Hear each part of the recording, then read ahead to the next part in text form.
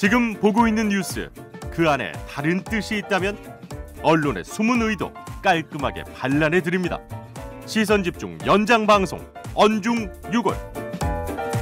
네, 언중유골을 꾸며주시는 두 분 모셨습니다. MBC 이지성 기자 모셨고요. 어서 오세요. 안녕하세요. 그리고 헬마우스 임경빈 작가 또 뽑네요. 안녕하세요. 네. 오랜만에 뵙습니다. 그렇죠. 잠시만 안 봐도 보고 싶은 사이. 그러니까요. 닭살. 그냥 바로 넘어가요. 알겠습니다. 네. 첫 번째 이야기는요? 아무래도 이 얘기를 하지 않을 수가 없을 것 같습니다. 김용판 국민의힘 의원의 일명 그 돈뭉치 사진 사건. 네. 이거를 사실은 이제 국감장에서 공개되자마자 온갖 언론들에서 이제 발빠르게 퍼나르기는 했는데 정작 이 폭로 내용이 얼마나 좀 신빙성이 있는 건지 이런 어떤 내용 검증은 온데간데 없이 이제 자극적인 보도들에 주로 집중이 됐었습니다. 네. 근데 이제 이 내용의 실제 그 검증은 언론이 아니고 클리앙을 비롯한 이제 온라인 커뮤니티 중심으로 이루어졌었던 사실. 그래서 이게 그때 몇 시간 뒤에 한병도 의원이 제기했고 그렇습니다. 보좌진이 찾아냈던 거 아니었어요?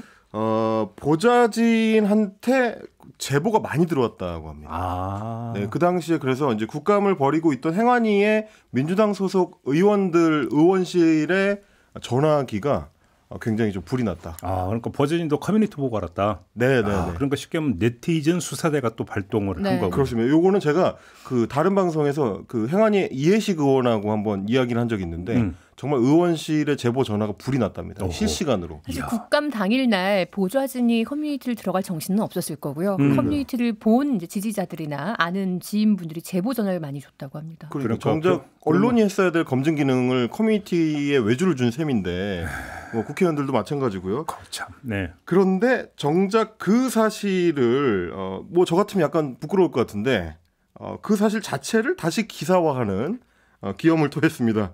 서울신문에서 보도를 했는데 제목이 이렇습니다. 조폭 뇌물사진 곧바로 찾아낸 클리앙 대선판 흔드는 커뮤니티의 힘 이렇게 했습니다.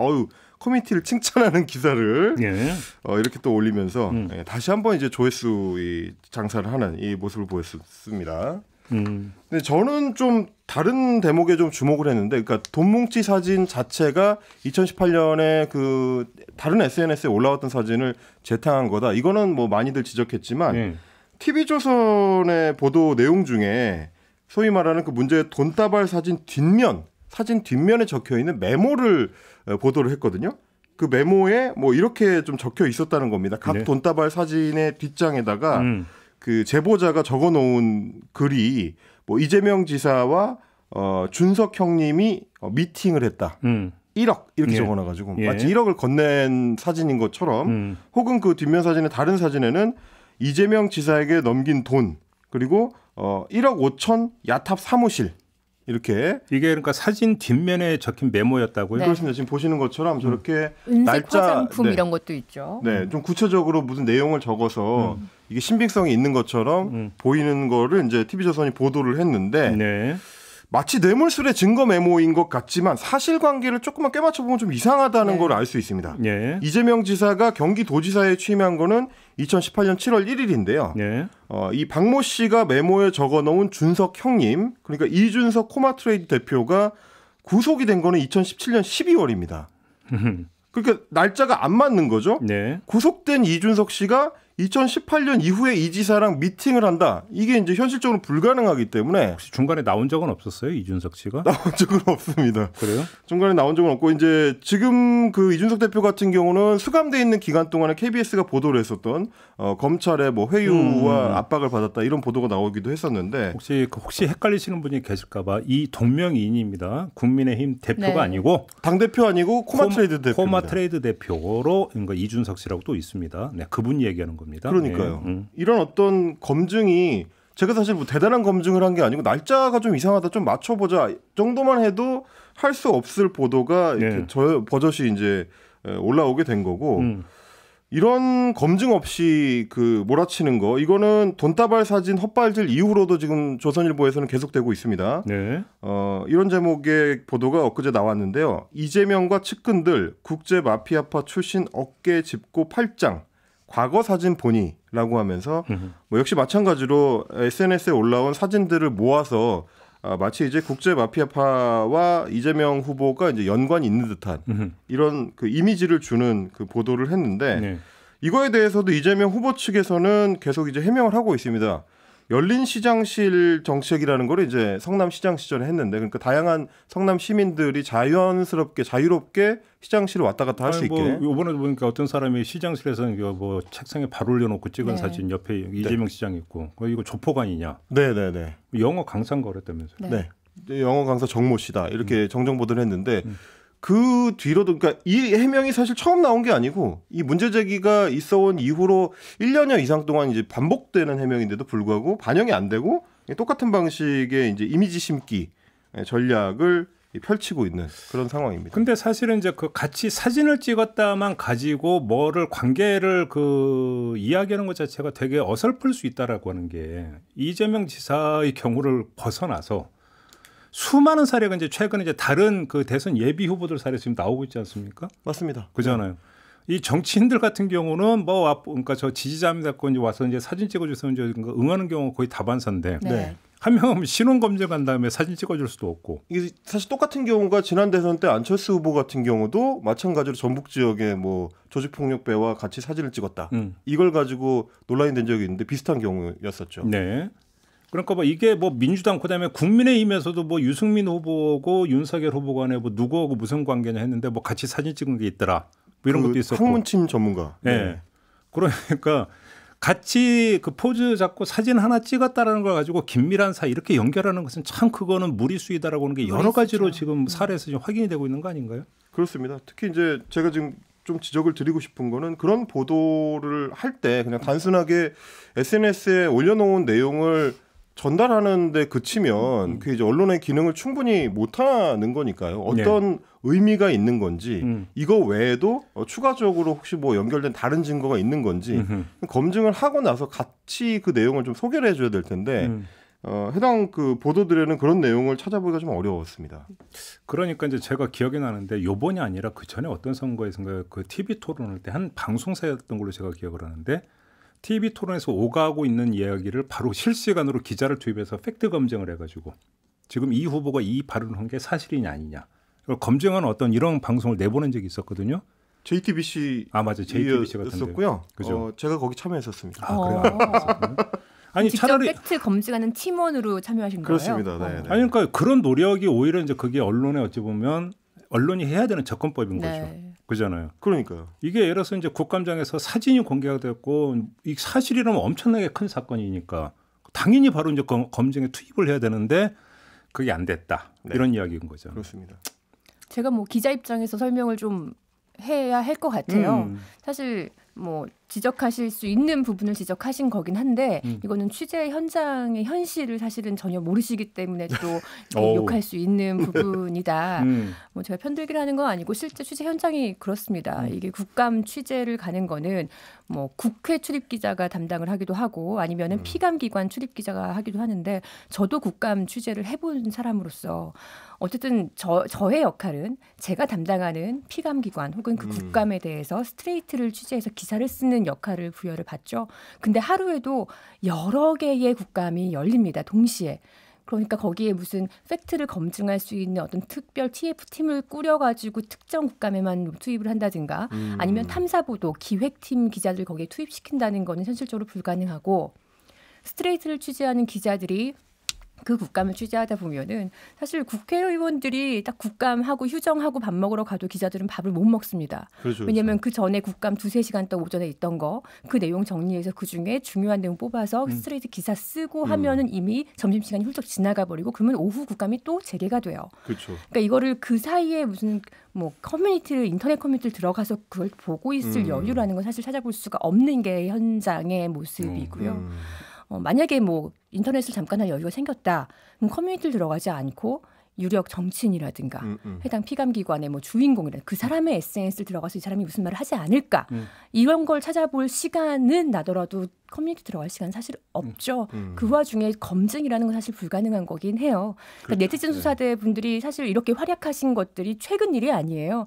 굉장히 제가 막 현직에서 한창 막 있을 때 뭐 5, 6년 전부터도 네티즌 수사대의 능력에 기자들이 극찬을 많이 한 적도 있었고, 그러니까 보완해주는 부분이 분명히 있죠. 그렇죠. 그러니까 기자들의 검증 영역이 분명히 있고 검증하지 못한 이런 사각지대도 있다. 이건 좀 인정을 할 수밖에 없는 안타까운 현실입니다. 네. 제가 볼 때는 좀 약간 이제 중재 차원에서 말씀을 드리면 두 분 말씀을 종합을 할 수가 있을 것 같아요. 무슨 이야기냐면 이지성 기자는 예를 들어서 이제 그 국감 현장에 이제 그 취재로 투입됐던 어떤 인력과 시스템에 기초해서 이제 말씀을 드리는 네. 건데 그 헬마우스 얘기를 제가 조금만 이제 그 확대해서 해석을 하면 어떤 거냐면 자 이재명 지사가 출석하는 국정감사가 그날의 한 이슈고 다음 날 도배를 할 거라고 만약에 가정을 한다면 어떤 그 다른 비상 인력을 투입을 해서 역할 분담을 해줄 수 있는 거 아니냐. 다시 말해서 국감 현장에서 취재를 해서 스트레이트 기사를 뽑아내는 기자는 그대로 투입을 하는데 국감 현장에서 나오고 있는 얘기에 대해서 실시간으로 한번 검증을 할 수 있는. 제가 볼 때는 실시간 검증이기 때문에 한계는 분명히 있을 거예요. 다시 말해서 아무래도 이제 검색 중심이 되지 않을 수인데 네. 그거는 어떤 다른 어떤 그 예비 기자를 투입을 해가지고 그런 보완 차원에서 그러니까. 취재 투입에서 그러니까 한계가 있다 하더라도 검증을 해볼 수 있는 거 아니냐. 이 차원이라면 헬마우스 이야기도 사실은 성립이 되는 이야기거든요. 그런 선택과 집중을 이것도 선택과 집중의 이제 영역이에요. 그렇죠. 보도국장 혹은 현직 국장의 그러니까. 선택인데 그렇다면 다른 영역을 비워줄 수 있느냐. 아, 그런 문제가 있겠죠. 기자의 제가 인력이 그래서 바로 한계가 있는 제가 상황에서. 바로 그 얘기를 했잖아요. 네. 이게 너무나 한 이슈이기 때문에 다음날 도배를 할 게 뻔하다라면 어차피 그러니까 제가 볼 때는 어떤 그 편집국의 수뇌부는 그 정도는 계산을 하죠. 당일 뉴스에 이걸 몇 곡지를 가서 어느 정도까지 간다 분량을. 그다음에 다음날 지면에 어떻게 한다는 사실 이게 계산을 못하고 있다면 제가 볼 때는 그 말이 안 되는 거기 때문에 그 정도로 하루 정도를 빼가지고 긴급 투입하는 여지는 제가 볼 때는 있다고 봐야 되는 거 아닐까요? 네, 정말 그러면 너무 좋겠죠. 한숨을 쉬셨어요. 왜냐면 이지성 네. 기자. 나도 그러고 보도국의 인력 싶어 이런 현실을 표정입니다. 너무 잘 알고 있는 제 입장에서는 다만 이제 정말, 저는 그 말씀을 드릴 수 있을 것 같아요. 이제 JB 말씀하고 또 이제 이재성 기자님의 내가 중재했는데 왜 또 본인이 중재를 하려고 중간 그래, 지점을 제가 지금. 또 가보겠습니다. 또 여러분, 그러니까 저는 이제 그 얘기를 하고 싶었어요. 그러니까 현장에서 발생하는 건 이제 스트레이트로 보도하는 거는 1차적으로 이제 당연히 하는 건데 그 뒤에 따르는 후속 보도들은 그거에 대한 이제 검증 보도가 이제 따로 그렇죠. 이제 붙어야 그러니까 되는 보통 거고. 후속 보도에도 그러니까 그렇죠. 시간이 좀 어느 정도 걸리는 걸리고. 거죠. 네. 걸리는 건데 지금 그렇죠. 이 사건 같은 경우는 오전에 김용판 의원이 말도 안 되는 이런 주장을 했고 그렇죠. 오후 6시 30분쯤에 한병도 의원이 이걸 뒤집었단 말이에요. 네네네. 통쾌했습니다만 그렇죠. 네. 어쨌든 그 시간 차이라는 게 그날의 리포트를 준비하고 뭐 또 신문이라면 맞아요. 기사를 뭐 다음 신문 지면 기사를 준비하고 뭐 이런 시간 안에 그 사이에 뒤집혔어요. 그러면 그 뒤집힌 것만으로도 기자들에게는 청천벽력이었을 거예요. 현장 취재하는 기자한테 네. 검증까지 요구하는 건 그거는 한계가 있죠. 한계가 그 너무너무 확실하게 있습니다. 제가 특히 이제 강조를 하고 싶었던 거는 그 소동을 겪고 난 뒤에 조선일보가 과거 사진을 가지고 조폭이랑 엮으려고 하는 시도를 또 똑같이 했다는 거죠, 이제. 알겠습니다. 네, 그건 요런- 정말 요런 의도가 얘기입니다. 보이죠. 네네. 아니 저는 여기서 한 가지 너무 소름 돋았던 거 하나 말씀드리고 싶은데 네네. 김용판 의원이 경찰 출신이잖아요. 서울 경찰청장 서울 경찰청장, 출신이잖아요. 저는 그 사진의 뒷면에 쓰인 메모를 보고 소름이 돋았어요. 그게 정말 실제로 범죄 현장에서 발견되는 메모들의 형식과 너무 유사한 거예요. 그러니까 제대로 일목요연하게 쓰는 게 아니라 키워드만 중심으로 저도 이 경찰 출입 기자와 검찰 출입 기자를 총 오랫동안 했었던 경험이 있잖아요. 그런 형식들을 경찰청장 출신이 얼마나 잘 알겠어요. 이렇게까지 이걸 조작 가능성 너무 소름 돋더라고요. 아무튼 자, 아무튼 다음으로 넘어가겠습니다. 언론사 인력 많이 늘리고 싶습니다. 네. 네, 다음으로 가죠. 예, 네. 두 번째 주제는 윤석열 후보의 이제 전두환 옹호를 다루는 조선일보 TV조선의 자세에 대한 문제입니다. 어제 이제 조간 신문들 주요 일간지들이 그제 있었던 윤석열 후보의 이제 전두환 옹호 발언과 관련해서 그야말로 일제히 비판 사설을 쏟아냈습니다. 네. 그런데 여기서 유일한 예외가 이제 조선일보였습니다. 조선일보만 관련 관련 사설을 아예 안 써서 무시를 했고요. 제가 좀 살펴봤는데 어제자 조선일보 1면은 대장동 판박이 백현동이 이라는 이재명 후보와 관련된 이제 의혹 제기에 대한 보도가 차지했고 네. 사설 1번은 물가 상승에 관한 걱정이고요. 사설 2번은 역시 마찬가지로 대장동 수사 검찰 수사를 비판하는 사설이었고 세 번째 사설은 대장동 관련된 이재명 후보의 발언을 비판하는 내용이었습니다. 그러니까 이제 대장동 관련 사설 2개 쓸 동안 전두환 사설 1개를 못 쓰는 이런 현상이 벌어진 건데 동아일보만 하더라도 이제 두 번째 사설이 이 문제를 다뤘고 경향신문은 1면에서 이 문제를 다룬 뒤에 사설 첫 번째로 다뤘습니다. 한겨레 같은 경우도 역시 마찬가지로 1면에서 다룬 뒤에 사설 두 번째로 전두환 발언과 관련된 그 비판 사설을 실었습니다. 그러니까 왜 사설에 게재하지 않았느냐는 그건 본사 편집 방침인데요 하면 사실 할 말은 없죠. 그러면 그 본사의 편집 방침이 역사의식과 그다음에 대한민국 어떤 국민들 일반적 정서와 얼마나 부합해서 움직이고 있는가 이것만 짚으면 되는 거 아니겠습니까? 그렇습니다. 일단 그 조선일보가 전두환 관련 발언을 다룬 거는 국민의힘의 TV 토론 내용을 이제 전하는 기사에서 이제 같이 끼워서 이제 다룬 방식이었는데 제목과 부제를 보면 주로 윤석열 후보의 반박을 중심으로 보도하는 방식을 취했습니다. 뭐 모의 재판에서 전두환에 대해 무기징역을 선고했었다라든지 자신의 말을 뚝 잘라서 곡해를 했다. 이제 이런 부분들을 좀 강조하는 방식이었고요. TV조선의 메인 뉴스도 이제 마찬가지였습니다. TV 토론 소식을 전하면서 비슷한 형태로 이제 보도를 했는데 여기에는 윤석열 후보가 원희룡 후보나 홍준표 후보의 이제 과거 발언을 꼬투리 잡는 그 방식을 소개하는데 이제 절반 정도를 할애를 했습니다. 결국은 네. 그러니까 그 윤석열 후보 방어 차원이었다 이렇게 보시는 겁니까? 그렇게 볼 수 있을 것 같아서 이렇게 좀 소개를 해보려고 가져왔고요. 실제로 지금 말씀하신 것처럼 보도 방침에 대한 어떤 의심을 품을 수밖에 없는 내용이 좀 튀어나왔는데 네. TV조선의 보도본부 한라인이라는 프로그램에서 이 논란을 소개를 하다가 진행자가 무심결에 5.18 폭동을 진압한 거 빼고 라는 이제 말을 했습니다. 아니 진행자가 이렇게 멘트를 했다고요? 네, 이게 직접 저 멘트를 준비를 해봤는데요. 일단 한번 같이 들어보시죠. 네. 전두환 대통령이 군사 쿠데타하고 그다음에 5.18을 한 것만 빼면 5.18 폭동 진압을 한 거죠. 5.18 민주화 운동을 진압한 거죠. 그 부분만 빼면 정치는 잘했다. 지금 이 발언이 여야 모두에서 지금 문제가 되고 있는 겁니다. 네, 앵커가 이제 자기도 말이 탁 튀어나와놓고 깜짝 놀래가지고 황급하게 이제 민주화 운동으로 정정을 하긴 했는데 이게 그러니까 평소 생각이 튀어나온 거 아니냐. 그러네요. 이런 좀 의구심이 드는 거고 실제로 지금은 다시 보기에서 저 부분이 지금 삭제된 상태입니다. 아카이빙 되어 있는 데서 가져왔습니다. 5.18 당시에 폭동이라는 보도를 했죠. 조선일보가요. 네. 당시에. 네. 그때 당시 근데 그거 되게 오래전 얘기인데 그잖아요. 80년이니까. 그러니까요. 그때 이 진행자께서 그때 그 신문을 보고 기억에 남아서 이렇게 얘기를 한 것 같지는 않은데. 그죠? 40년 전이라. 네. 네. 그래요. 물론 뭐 이제 뭐 바로 그러니까 그 빛의 속도로 정정을 했으니까 네. 말 그대로 한데 이게 어떻게 튀어나왔느냐. 아이고. 네. 윤석열 후보는 참 대단해요. 검찰총장 시절에는 검찰 조직을 사유화하려는 시도를 했는데 이제는 대한민국 제1부수 판매량을 부유하고 있는 신문을 이거는 뭐 그냥 제가 할 수 있는 말은 아니라 제가 취소하겠습니다만은 다른 보수 신문들도 쓰지 않는 방향들, 다른 보수 신문도 쓰는 얘기를 쓰지 않는 조선일보. 이거는 조선일보가 정말 정권을 바꾸겠다는데 그냥 모든 사세를 다 기울이고 있다라는 인상을 주네요. 굉장히 좀 다른 태도라고 저는 느낀 게 뭐였냐면 중앙일보만 하더라도 그날 당일날 저녁부터 굉장히 비판적인 기사를 쏟아냈거든요. 사설뿐만이 아니고. 그러니까 어차피 저런 그 보수 언론, 네. 진보 언론이 갈려지잖아요. 네. 어느 나라를 막론하고. 그건 무슨 이야기냐면 똑같은 사실이라 하더라도 그것을 어떻게 해석하는가에는 가치관과 이데올로기가 개입할 수밖에 없고 그렇기 때문에 보수적 시각과 진보적 시각이라는 건 나뉠 수밖에 없기 때문이거든요. 그렇죠. 그러니까 보수 언론도 있는 거고 진보 언론도 있는 거죠. 그게 아니면 이렇게 뭐 많은 언론이 있을 필요가 뭐 있어요. 자원 낭비지. 하나만 있으면 되는 거죠. 그잖아요. 그렇습니다.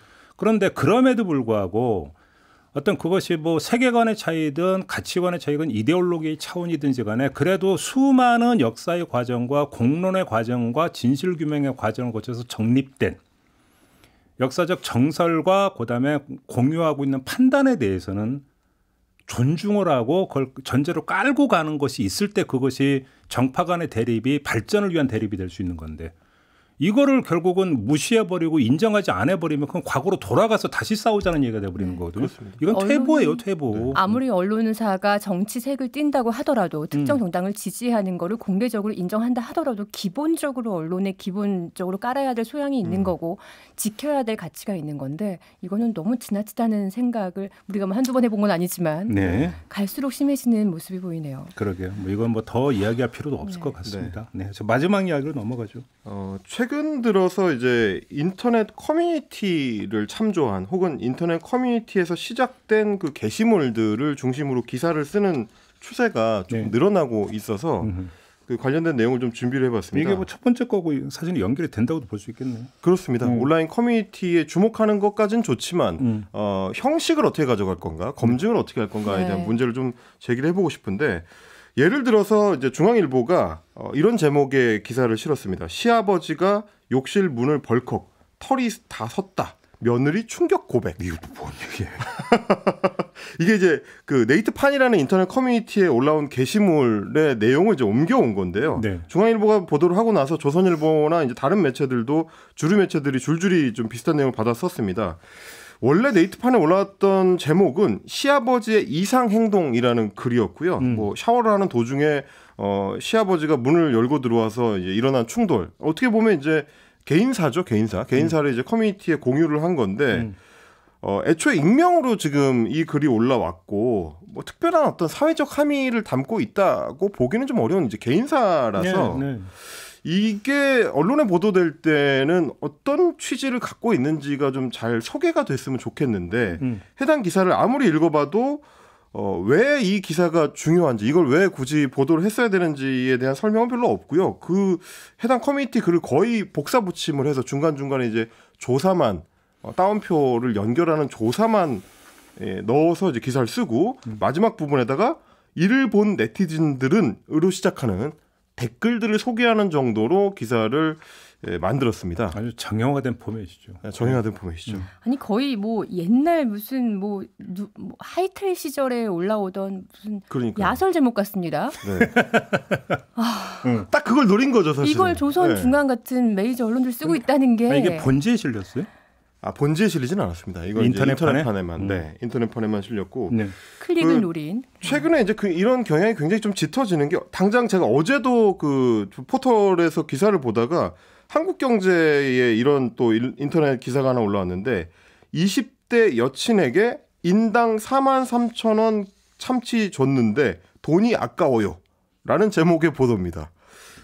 뭔 말이야? 이게 도대체 그러니까 인터넷 커뮤니티에 어떤 그 남성이 데이트할 때 내가 이렇게 비싼 참치 세트를 사줬는데 헤어지게 돼서 뭐 억울하다 이제 이런 내용의 글이에요. 뭐 찌질하게 뭐 좀 그런 가격 따지고 지금 딱 그런 반응이 나오지 않습니까? 그런 반응에 클릭을 하게 되는 거죠. 그걸 노린 기사인데 네. 이게 과연 보도 가치가 있는 사회적으로 보도 가치가 있는 내용이냐라는 의문이 또 들었었고요. 그러니까 너 나하고 헤어졌는데 내가 옛날에 좀 짜장면이라니까 다 토해내 지금 그 얘기잖아요. 그러니까요. 그건 이제 두 분이 해결하시면 안 됩니까? 이거를 지금 뉴스가 되고 그게 네, 포털에 올라올 기사인가 싶었고 그래서 좀 봤더니 이제 빅카인즈 얼룩소라는 이제 그 매체에서 조사를 해봤습니다. 빅카인즈에서 온라인 커뮤니티라는 키워드로 검색을 했을 때 기사가 올해 지금 10월 8일까지 17,961건이 올라와 있습니다. 온라인 커뮤니티발 기사가 엄청나게 많죠. 그래서 매주 평균적으로 432건 정도가 꾸준히 지금 생산이 된 거고 커뮤니티발 기사를 생산한 1위 매체는 세계일보 1,444건, 머니투데이가 1,419건으로 2위고요. 매일경제, 한국경제, 중앙일보 순이었습니다. 저희가 그동안 이제 커뮤니티발 기사에 대한 문제 제기를 할 때 이름을 올렸던 매체들이 주로 올라와 있다는 거 아실 수가 있을 것 같고 대다수 기사에서 커뮤니티 명 자체를 안 밝히는 게 추세였는데 대신에 이제 커뮤니티 이름을 밝힌 경우를 분석해 보면 가장 핫한 출입처는 보배드림이었습니다. 692건이 됐고요. 100건 이상 언급된 커뮤니티가 네이트판, DC인사이드, 클리앙, FM코리아 순이었고 온라인 커뮤니티는 아니지만 유사한 성격을 띈다고 볼 수 있는 청와대 국민청원을 인용 보도한 게 1255건 알겠습니다. 이렇게 보도가 됐습니다. 그러니까 첫 번째도 사실은 온라인 커뮤니티에서 이제 가져온 거 있잖아요. 네. 그러니까 문제는 거기서 뭐를 하나를 그러니까 정말로 의미 있는 뉴스거리를 건질 수도 있고 전혀 그게 아니라 그냥 그 기사 팔아먹기용 그렇습니다. 자극적인 소재를 갖고 오는 경우도 있고 네. 여기서 중요한 건 온라인 커뮤니티가 문제가 아닌 거죠. 그렇습니다. 온라인 커뮤니티에 올라온 내용을 언론이 예를 들어서 인용을 하더라도 얼마나 검증 과정을 거치면서 인용을 하느냐 이 문제인 거잖아요. 본질적인 문제. 그리고 내용의 소재를 고르는 것도. 그렇죠. 그렇습니다. 그렇습니다. 저희가 꼭 그 말씀을 드리고 싶었던 게 시선 집중도 삐컨 뉴스에서 온라인 커뮤니티를 자주 참조를 하는데 잘하세요. 그러니까 잘하고 계시잖아요. 검증 잘해. 저희 정말 거의 오후 한나절을 협의를 하거든요. 예. 그때 제가 이제 카톡방에서 항상 가장 두려워하는 안동진 PD의 말이 있습니다. 뭔가 플러스 알파가 없을까요? 라는 말을 꼭 합니다. 그러니까 내용을 단순 전달하면 사실 보도 가치를 그게 뭐 어려우니까. 선정적인 걸 가미하라는 게 아니라 검증했냐 그 얘기인 거예요. 지금 바로 그겁니다. 우리 PD는 그런 요구 안 해. 네, 단순 게시물에서 끝날 게 아니라 여기에 어떤 사회적 의미를 찾을 만한 내용이 뭐가 있을까요라는 반문이기 때문에 저는 항상 그 질문을 두려워한다는 거예요. 오늘 한번 그래도 PD 편 들어줬네. 저 여기 지금 커뮤니티별 기사 1위부터 보면은 세계일보, 매일경제, 한국경제, 머니투데이, 정광일보 나오잖아요. 역시 이들 규모가 큰 언론사들입니다. 그러니까요. 저는 정말 궁금한 게 이 언론사들에는 정말 온라인 커뮤니티만 담당하는 기자가 있는지, 그리고 이 기자들은 일반 기자들과 동일한 업무를 하다가 로테이션이 된 업무인지 뭐 이런 것들이 되게 궁금한 게 사실 MBC 보도국에는 여기를 이런 온라인 커뮤니티를 담당하는 기자는 없어요. 전담 기자는 없죠. 없어요. 네. 그리고 만약에 우리 기자들한테 보도국장이든 누구든 부장이든 이런 걸 쓰라고 시킨다. 뭐 시아버지 욕실문 아니면은 뭐 여자친구 삼치 돈 아까워요. 이런 걸 쓰라고 시킨다면 이건 저희 기자회 전체가 들고 일어나서 제작 거부까지 할 만큼 기자로서의 자존감을 누르는 MBC 기자로서 쓸 수 없는 기사를 쓰게 하는 이거는 정말 큰 사태를 알겠습니다. 불러일으킬 거거든요. 근데 어떻게 이렇게 네, 저번에 네. 그래서 그 양상우전 한겨레 신문 대표고 연구 결과 갖고 얘기했잖아요. 상업성. 상업성. 그잖아요. 안타까운 일입니다. 결론은 상업성. 이렇게 내려도 되겠죠? 네, 그렇습니다. 자, 오늘 언중요골은 오늘 이지성 기자께서 이제 그 분개에 맞지 않으셨습니다. 비탄에 잠기시기도 했고 답답해하시기도 했는데 이제 취재 현장이 이렇다. 하나의 좀 방증일 수도 있겠죠. 네, 한숨으로 마무리하면서 오늘 언중요골 끝내겠습니다. 이지성 기자 수고하셨고요. 네, 수고하셨습니다. 헬마스 임경민 작가도 수고하셨습니다. 감사합니다. 네, 저도 함께 물러가겠습니다. 고맙습니다. 고맙습니다.